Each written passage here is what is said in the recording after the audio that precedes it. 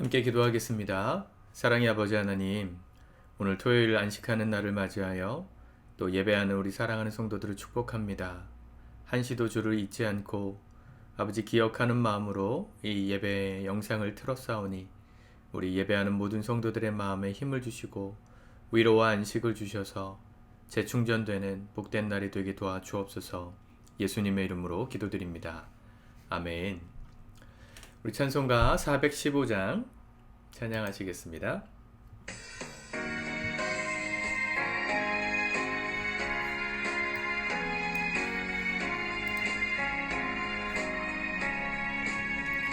십자가 그늘 아래 나 쉬기 원하네. 저 햇빛이 뜨겁고 또 짐이 무거워 이 광야 같은 세상에 늘 방황할 때에 주 십자가의 그늘에 내 쉴 곳 찾았네. 내 눈을 밝히 떠서 십자가 볼 때 날 위해 고난 당하신 주 예수 보인다. 그 영상 볼 때 내 맘에 큰 찔림 받아서 그 사랑 감당 못하여 눈물만 흘리네.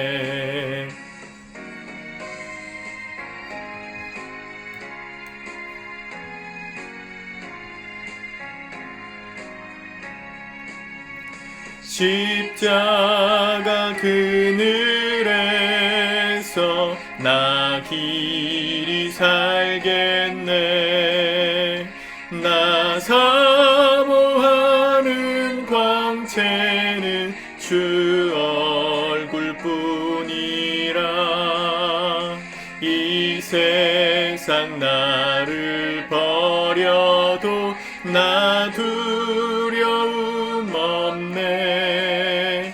내 한량 없는 영광은 십자가뿐이라.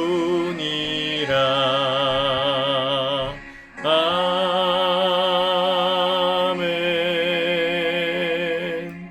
아멘. 오늘은 하나님 말씀 잠언 28장의 말씀입니다. 먼저 말씀을 읽으시고 영상을 계속 보시면 좋겠습니다. 우리 3절 말씀을 볼까요? 가난한 자를 학대하는 가난한 자는 곡식을 남기지 아니하는 포구 같으니라. 오늘 말씀의 주제 중에 하나가 가난한 자, 또 부한 자와의 관계성인데, 부자가 가난한 자를 괴롭히는 상황이 있죠. 가난한 자가 얻어야 될 것을 다 자기를 위해서 저축하는 부자들이 있다고 8절에 보면 나옵니다. 중한 무거운 이자를 매겨서 폭리를 취하는 사람, 그런 부자는 가난한 자들에게 돌아가야 될 마땅한 그 부를 자신을 위해서 축적하는 악한 사람이다, 이렇게 말하는데, 그렇게 부자만 가난한 사람을 괴롭히는 게 아니라 가난한 자를 학대하는 가난한 자가 있다 그랬습니다. 얼마 전까지 또 이슈가 됐던 게 갑질이잖아요. 이 기득권, 또 소득이 많은 사람들의 갑질 문화, 또 대기업의 갑질 문화. 근데 대기업만 갑질합니까? 아니죠. 편의점 사장님도 갑질하고, 또 가난한 사람도 가난한 사람을 무시합니다. 이게 사람의 심리입니다, 여러분. 더 가졌다고 의로운 것도 아니고, 덜 가졌다고 또 겸손한 것도 아닙니다. 여러분, 우리의 삶에 중요한 건 뭡니까? 하나님의 기준을 알고 우리에게 주신 상황에 맞게 충성되게, 성실하게, 겸손하게 사는 것입니다. 가난한 자를 학대하는 가난한 자는 곡식을 남기지 않은 포구 같으니라. 오래된 얘기지만 요즘 제가 사는 임대 아파트, LH에서 이렇게 건설한 아파트에 사는 아이들을 가리켜서 뭐라 그러죠? 임대거지라 그러나요? 임거라 그러나요? 뭐 그렇게 부른다 그러더라고요. 아이들 사이에서 임대 아파트 사는 거지. 그렇게 말할 때 그 잘 사는 집 아이들만 그렇게 말하는 게 아니고요. 같이 임대 아파트 사는 아이들끼리도 더 큰 평수에 사냐, 작은 평수에 사냐를 가지고 따지고 무시하고 하더라고요. 성경이 볼 때, 하나님 보실 때 정말 악한 행위입니다. 여러분들의 삶에 무엇을 보든지 외적인 것들로 판단하지 마십시오. 하나님이 가장 싫어하시는 것이고 가장 중하게 여기시는, 악하게 여기시는 행동입니다. 그래서 오늘 말씀 중에 몇 절입니까? 21절에 보면 그런 말씀이 나오죠. 사람의 낯을 보아주는 것이 좋지 못하고 한 조각 떡으로 말미암아 사람이 범법하는 것도 그러하니라. 이걸 세 번역으로 보면 사람의 얼굴을 보고 재판하는 것은 옳지 않다. 겉모습을 가지고 그 사람이 어떠함을 판단하는 것은 옳지 않다 하는 겁니다. 외모를 보고 판단하고 그 사람의 스펙과 재산을 보고 판단하고 그래서 그 사람에게 잘할지 못할지를 판단하는 것은 하나님 나라의 기준에 맞지 않습니다. 죄입니다. 여러분, 우리가 보는 것에 민감해야 되지만 그것 때문에 마음이 흔들린다면 조심하셔야 합니다. 보여지는 것이 전부가 아니기 때문입니다. 하나님께서 기뻐하시는 삶을 사는 우리가 되길 바랍니다. 5절 악인은 정의를 깨닫지 못하나 여호와를 찾는 자는 모든 것을 깨닫느니라. 6절 가난하여도 성실하게 행하는 자는 부유하면서 굽게 행하는 자보다 나으니라. 자, 이런 기준을 알게 되는 게 뭐냐면 여호와를 찾는 것이라 그랬어요. 악인은 뭐가 옳은 것, 정의로운 것인가를 모른다, 알지 못하고 깨닫지 못하지만 하나님을 찾는 사람, 그래서 우리의 삶에 하나님을 향한 갈망이 늘 있어야 합니다. 여호와를 찾는 자는 그 모든 것을 깨닫는다. 가난하여도 성실하게 안 살려고 하는 시대 아닙니까? 내가 가진 것이 없어도 성실하게 살려고도 하지 않는 시대. 왜요? 시대가 배신했다는 거죠. 성실하면 누구나 부자가 될 수 있다는 꿈을 가져가는 시대. 그걸 이룰 수 없게 만드는 허무한 시대라고 사람들이 생각해서 성실하게 사는 것조차 포기하는데 성경은 그렇게 말하지 않아요. 가난하여도 성실하게 사는 자가 부자가 된다 이렇게 말하지 않고요. 부유하면서 굽게 행하는 자. 돈이 많고 구부러진 길을 가는 사람보다 가난하면서 성실하게 산 결과로 가난함을 벗어나지 못하게 되더라도 그게 낫다 그렇게 말합니다. 이거 하나님 나라에 대한 가치관을 가지고 있지 않으면 정말 허무한 얘기입니다. 이 땅이 전부라고 생각한다면, 이 땅이 진짜 전부라면 당연히 성실하게 안 살아야죠. 아무리 성실하게 살아도 가난을 벗어날 수 없고 내가 누릴 수 있는 게 많이 없는데 누구 좋으라고 그렇게 삽니까? 세상이 전부라고 생각하면 우리 이렇게 못 살아요. 그러나 우리가 하나님 나라를 꿈꾸며 그분의 나라에 들어갈 날을 기대하는 사람이라면 이 땅에서 사는 삶의 가치관이 달라지는 겁니다. 부를 위해서 사는 게 아니고 내게 주어진 시간을 그분의 나라에 들어가기 전까지 어떻게 하면 의미 있게 살까를 고민할 것이기 때문에 가난하여도 성실할 수 있는 겁니다. 여러분, 돈이 전부라고 생각하는 시대에 하나님을 믿는 우리는 그게 전부가 아니라고 우리의 삶으로 보여줄 수 있어야 합니다. 그래야 복음이 다시금 빛나고 사람들에게 희망으로 들려질 것입니다. 9절 사람이 귀를 돌려 율법을 듣지 아니하면 그의 기도도 가증하니라. 참 와닿는 말씀이 너무 많은데 무슨 얘기입니까? 하나님의 율법을 듣지 않으면서 그러니까 말씀대로 살려고도 하지 않으면서 문제만 닥치면 하나님 도와주세요 라고 기도하는 사람들이 있어요.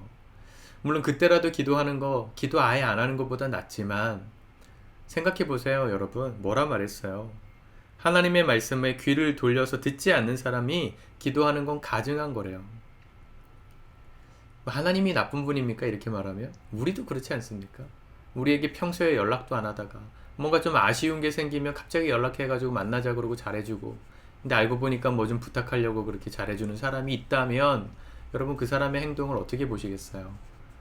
정말 가증하다, 정말 얄밉다 이렇게 생각하지 않겠습니까? 우리 하나님께서 기도를 들으시는 마음도 그럴 수 있다는 거예요.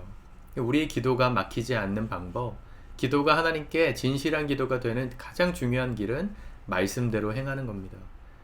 오늘 내게 주어진 이 지혜의 말씀을 따라 사는 삶을 사는 거죠. 가난하여도 성실할 필요도 없다 말하는 시대 속에서 하나님은 성실함을 원하시니 부에 상관없이 내가 열심히 주어진 일에 최선을 다해 살리라. 순종하는 사람의 기도가 하나님께 진실한 기도요, 응답되는 기도입니다. 그게 의인의 기도입니다. 여러분들의 기도가 이런 기도 될 수 있기를 축복합니다. 23절 사람을 경책하는 자는 혀로 아첨하는 자보다 나중에 더욱 사랑을 받느니라.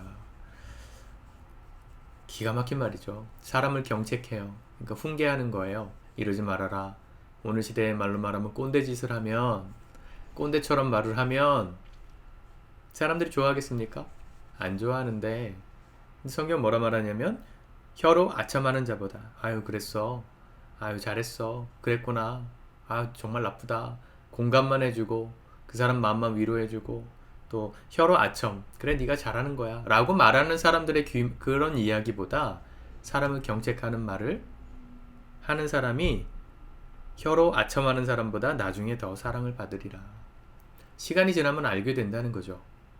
지금 뭐 MZ세대들, 저는 N세대였는데 저보다 먼저 있었던 선배들은 뭐 X세대라고 했고, 세대 학자들이 분류하는 세대 구분표는 별로 의미가 없어요.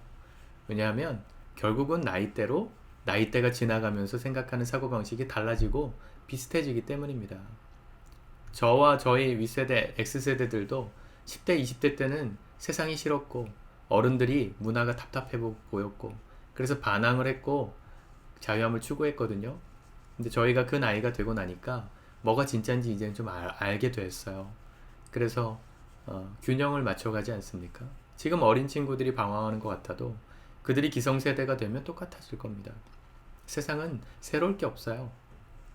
그런 사람들이 철들었을 때 누굴 기억하겠습니까? 그때 같이 놀고 쾌락을 즐기고 너가 맞다 아첨하던 사람을 기억하겠습니까? 아니면 내 인생에 진심 어린 조언을 해주고 함께 기도해주고 하나님의 말씀으로 권면해 주었던 그런 사람들이 기억나겠습니까? 철들면 스승이 기억나는 거예요. 여러분들의 삶이 좋은 어른이 되어주시면 좋겠습니다. 때로는 공감도 해주시고 격려도 해주셔야 하죠. 그게 중요하죠. 관계를 맺는데 반드시 필요합니다. 그러나 해주어야 될 얘기를 하지 않는 것은 의미 없는 공감입니다. 그랬구나만 해주고 끝나는 건 의미 없어요. 그의 삶에 진정한 공감을 통해서 들어야 될 하나님의 메시지를 바르게 또 안전하게 사랑으로 전해줄 때 나중에 사랑을 받는 일이 있다는 거예요. 나중에라는 표현이 정말 가슴에 와닿죠. 부모에게 효도하고자 하나 철든 자식이 나중에 철이 들어가지고 부모에게 효도를 하려고 딱 돌아보면 부모는 기다려주지 않고 안 계실 때가 많다. 명언인데 여러분들의 삶이 그런 기억 남는 삶이 되었으면 좋겠습니다. 또 오늘 여러분들에게 그런 하나님의 마음으로 훈계하고 때로는 바른 길을 제시하는 게 따끔하게 들리는 말을 해주는 사람이 있다고 해도, 그게 불편하다고 해도 여러분들의 삶에 그 사람이 기억나게 될 날이 올 겁니다. 그런 이야기들에 귀를 기울이고 오늘도 겸손히 지혜를 따라 사는 주님의 사람들 되실 수 있길 바랍니다. 기도합시다. 주님, 말씀이 오늘도 우리에게 가르쳐 주시니 감사합니다. 오늘도 우리가 어떻게 살아야 될지 기준을 배우게 하시니 감사합니다. 세상의 상식이 아니라 하나님의 상식으로 살게 하시고 하나님 나라 백성답게 이 세상이 전부가 아님을 깨닫고 성실하게 세상의 보상에 관계없이 우리에게 맡겨주신 사명의 자리에서 충성되게 사는 우리 사랑하는 모든 성도들 될 수 있도록 축복하옵소서. 예수 그리스도의 이름으로 기도드립니다. 아멘.